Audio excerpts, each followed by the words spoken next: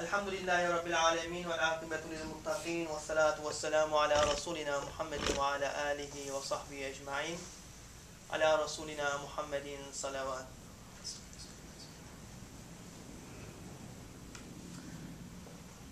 بسم الله الرحمن الرحيم. ربي قد آتيتني من الملك وعلمتني من تأويل الأحاديث فاطر السماوات والأرض أنت ولي في الدنيا والآخرة توفني مسلما والحقني بالصالحين. So this is a verse from the Quran, in chapter Yusuf, chapter about Yusuf, and the translation is: My Allah, O Allah, you have given me something of sovereignty and taught me of the interpretation of dreams. Creator of the heavens and earth, you are my protector in this world and hereafter. Cause me to die a Muslim and join me with the righteous. Amen. So inshallah, in the second part, I will be reflecting on this verse and the second part of the khutbah. So our khutbah today, inshallah, is about youth, young people. Since we have lots of young people, young students here, so I thought it would be good to talk about youth and how, youth played a significant role in the history of Islam when Islam first, emerged in the Arab Peninsula, and also in the history, when it's come to transmission of knowledge, how youth they played a significant role. So inshallah, I will talk about this and also how we can use our youth in the best way.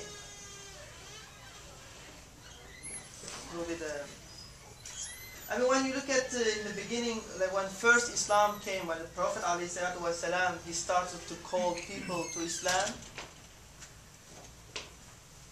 and we see at the first stage there were around 40 or 50 people who accepted his call, right? And we know among these 40 people, among the first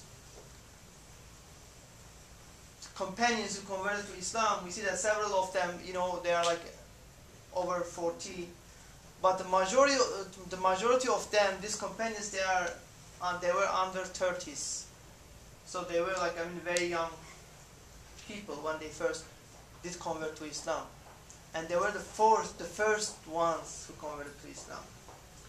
So I think it is very touching and unique when you see that the majority of people who first convert to Islam, they are very young people. So this is very impressive. Just some of example. We know the first companion is Ali radiallahu anh, right? May Allah be pleased with him. He converted to Islam when he was in his tent, without any hesitation. And Abdullah bin Umar, Ubaydullah bin Jarrah, when they converted to Islam, they were 13 years old. Jabir bin Ubaydullah, Zayd bin Haris, and we see that later on these people, they played a significant role in shaping history of Islam. But Zayd bin Haris, he was 15 years old. Abdullah bin Masud and Zubayr bin Awam, Zubayr bin Awam was, Prophet, he was told by the Prophet that he is, one of the companions from the paradise, right? And when he converted to Islam, he was in his 16. Talha bin Umaydullah, Abdurrahman bin Auf, Sa'ad bin Abi Waqqas, when they converted to Islam, they were 16 years old. Asma bint Abu Bakr, one of the first female converts, she was in her 17. Muaz bin Jabal, Musa bin Umair, again we know them from the history. They were in their 18 when they converted to Islam. Again, Ja'far bin Abu Talib, he was in his 22s. Osman bin Affan, Abu Huraira, and Umar bin Khattab, they were under their 30s. So we see most of them, they are very young, youth who converted to Islam. And it was not just conversion, in conversion that youth played a significant role in the history of Islam. It was also transmitting the knowledge. Right? I mean, look at the Ali bin Abi Talib. May Allah be pleased with him. It's like the quotations that we have from him, you know, when it comes about knowledge, right? Most of the quotations are from him, but again, among the youth. And also during the Prophet's time, in Medina, there were like 70 companions, young companions. And they would spend all of their times in the Masjid Nabawi, in the Prophet's Masjid. And during the night, they would go to like suburbs of the Medina and they would teach Islam to these people. They would extend the message. They would expand the message of the Prophet ﷺ in different parts of the city. And I mean, they wouldn't hesitate. You know, nothing would stop them from spreading the message. That is, I mean, imagine when the Prophet ﷺ, he started to call people to Islam, that he is a new prophet. That one of the major reasons that they opposed the Prophet, that the pagans, they opposed the Prophet ﷺ, was because he was doing something new in the society, right? He was changing their tradition. What they would tell him, I mean, we see this is the case in the story of many prophets, right? They would tell the Prophet that you are doing something that against our fathers, that you are doing something that against what we have believed so far. So they would oppose the message. Why? Because it's something new. And imagine in this, you know, no offense, but I heard that it is the Arab society is the most difficult society to change, to say something new in the society.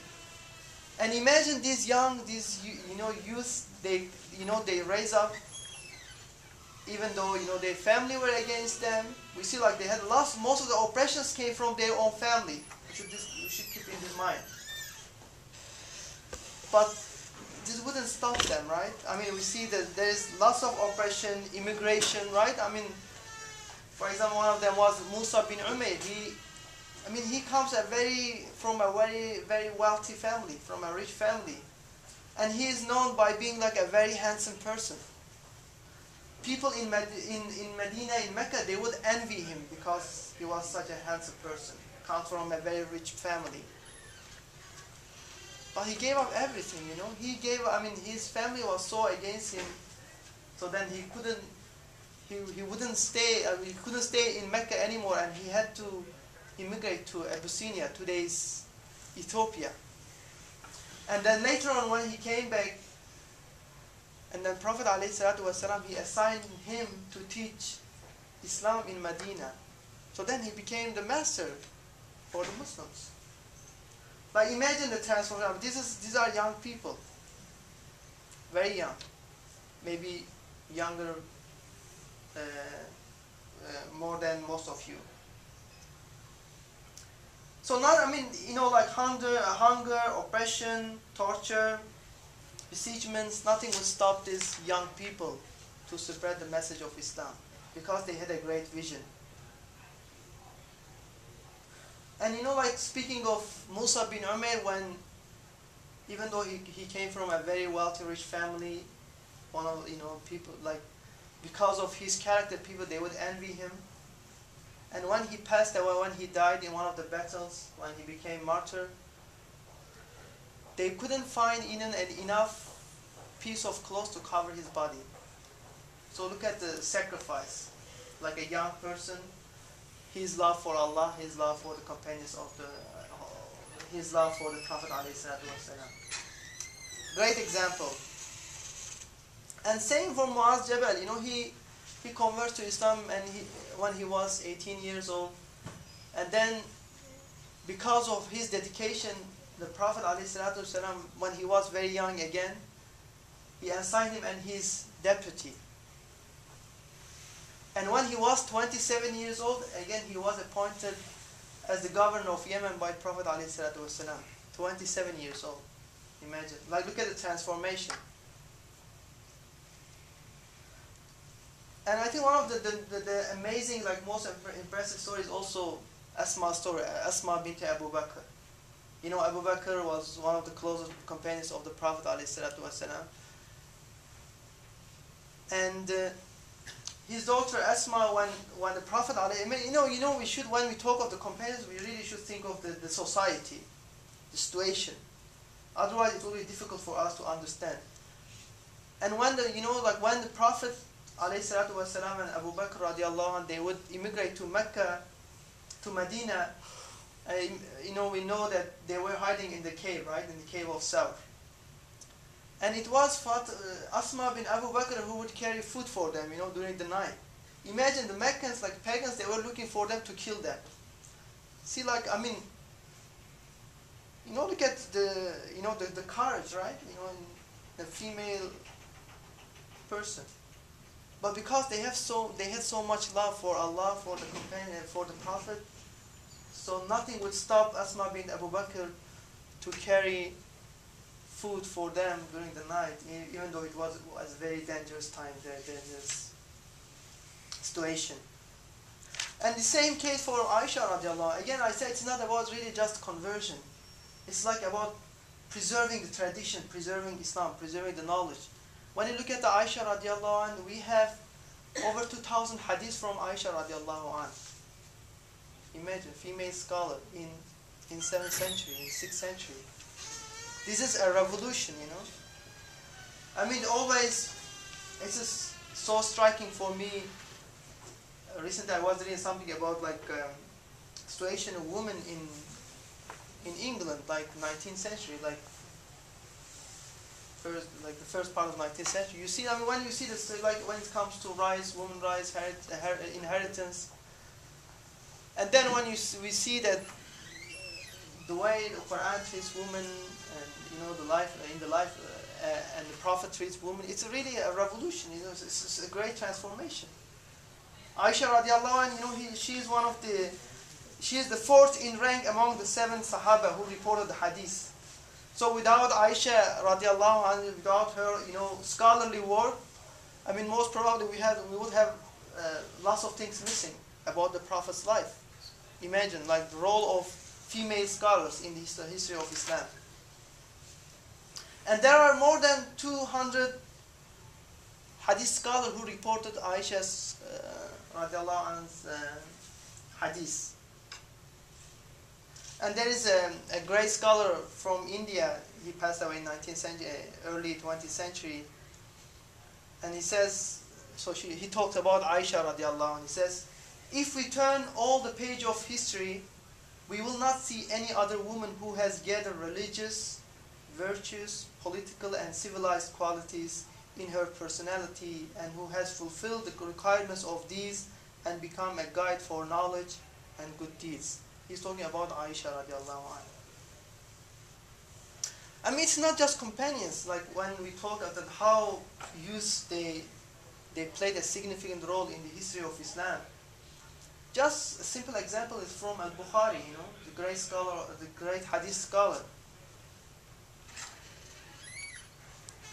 Bukhari, he completed, his hadith collection in 846. So keep this in mind.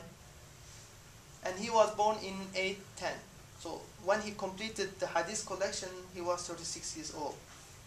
And again, in the Akad, I just checked in some scholarly words that Imam al-Bukhari, he just traveled 16 years, imagine in this early 9th century traveling. And most of the time he would walk on, he would travel on foot. This was the case.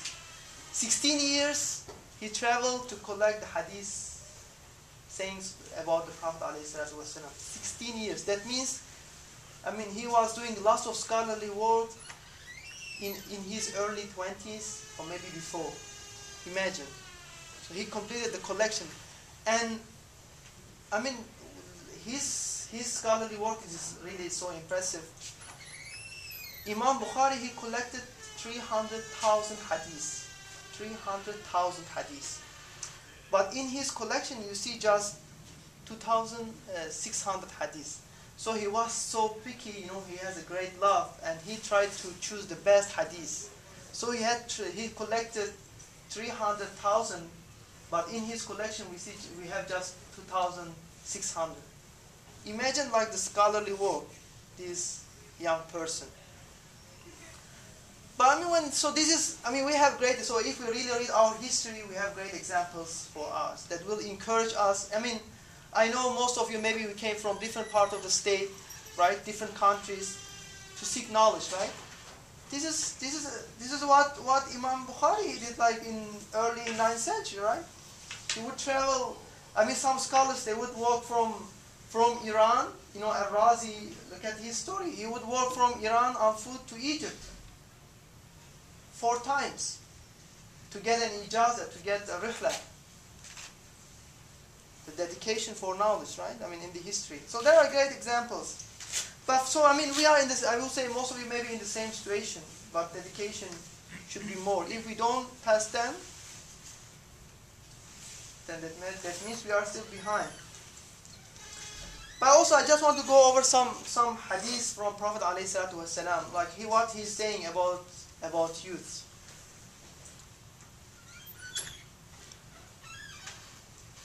So one of the hadiths, on the day when there is no shade except in the shadow of Allah's throne, 7 classes of people will find shade in Allah's shadow. The first group in this hadith is those who rule justly, and the second group is the youth who are raised worshipping Allah. So again, we should keep in mind that our youth is an amana for us. It is amana. It is not granted. And since it is an amana, Allah tells us, and we know from the hadith, there is guidance how to use our youth. And in another narration, narrated from the Prophet ﷺ, Allah loves the youth who pass their youth in obedience to Him. And Allah loves the youth who repents.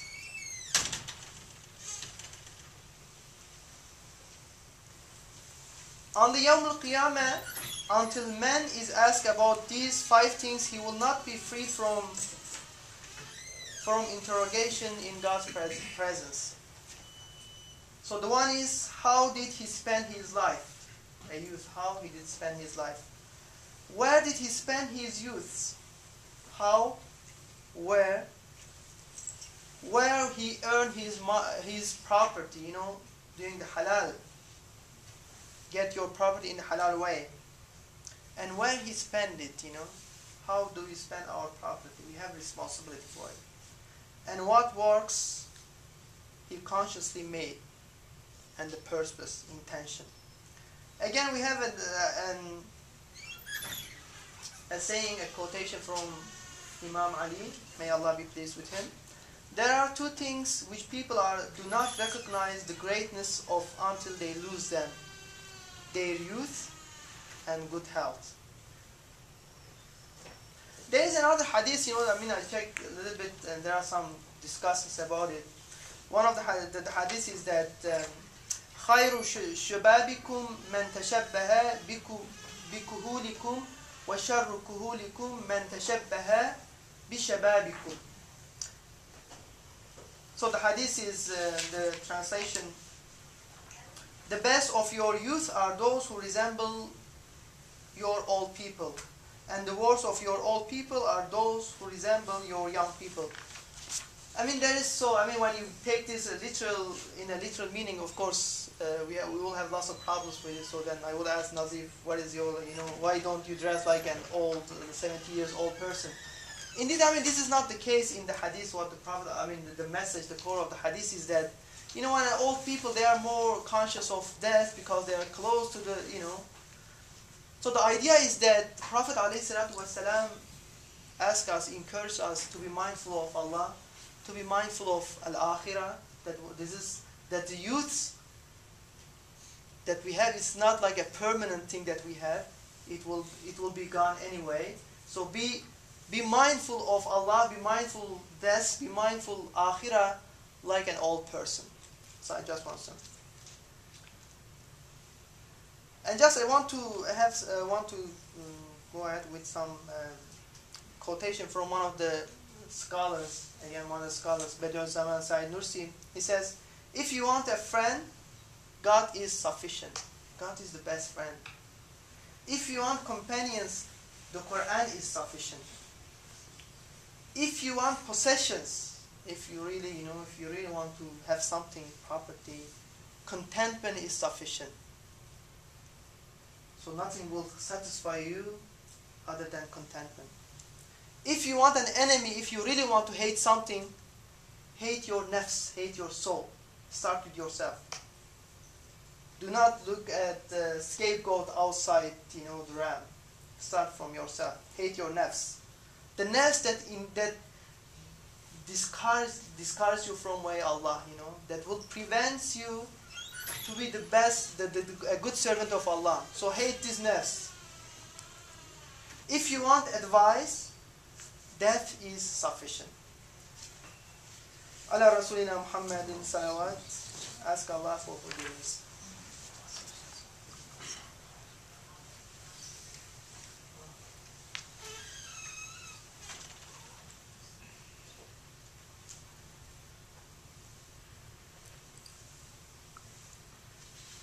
أعوذ بالله من الشيطان الرجيم بسم الله الرحمن الرحيم على رسولنا محمد صلوات. So you may remember I recited a verse from the Quran from Surah Yusuf, right? And the last part of the surah was توفني مسلما والحقني بالصالحين.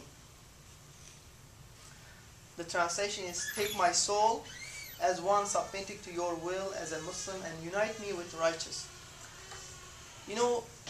Quran, when Quran talks of Surah Yusuf, it says Ahsan al-Qasas, right? The best story. The most beautiful story, right? Quran. And indeed this is one of the most beautiful story. But one of the interesting things, the story ends with this verse. Yusuf alayhi salam, at the end of the story, asked Allah to make him die, That's really interesting. You see, when you look at the Yusuf alayhi salatu wasalam's life, in the beginning, he has lots of problems, right, with his brothers, and he's imprisoned, in the city. When you look at it, he does not have a good story, in the beginning, in terms of comfortable. But at the end of the story, you see that, he becomes deputy governor of the city, and then he meets his father, he meets his brothers. A very beautiful end, right? And then, after this end, you will think, well, now this is the best time to live, right? Let's enjoy our life. But Yusuf alayhi salam says, no, ask Allah to make him die. And one of the reasons is that, so even though Yusuf alayhi salam now he's in the best situation, but the real happiness is in hereafter. The Quran gives us this message. Why the Quran concludes the most beautiful story with the death? Because then the message is the happiness will continue. It is not just about this world. The joy, the happiness of Joseph will not testify even if he would have, even he fulfilled all his dreams. The fulfillment will be in hereafter. So I just want to pay attention to this verse, inshallah, and let's conclude our khutbah with some of du'as from the Quran. Bismillahir Rahmanir Rahim. ربنا لا تزغ قلوبنا بعد إذ هديتنا وهب لنا من لدنك رحمة إنك أنت الوهاب. O Allah, let not our hearts deviate from the truth after you have guided us, and bestow upon us mercy from your grace. Indeed, you are the giver of bounties without measure. ربنا ولا تحملنا ما لا طاقة لنا به واعف عنا واغفر لنا وارحمنا أنت مولانا فانصرنا على القوم الكافرين. O Allah, impose not on us that which we have not the strength to bear. Grant us forgiveness and have mercy on us. You are our protector. help us against those who deny the truth. ربنا وآتنا ما وعدتنا على رسلك ولا تخزنا يوم القيامة إنك لا تخلف الميعاد. O Allah, grant us that which you have promised to us by your messengers and save us from the shame on the day of judgment. Indeed, you never fail to fulfill your promise. Ameen. Aqimus salam. Allahu Akbar, Allahu Akbar.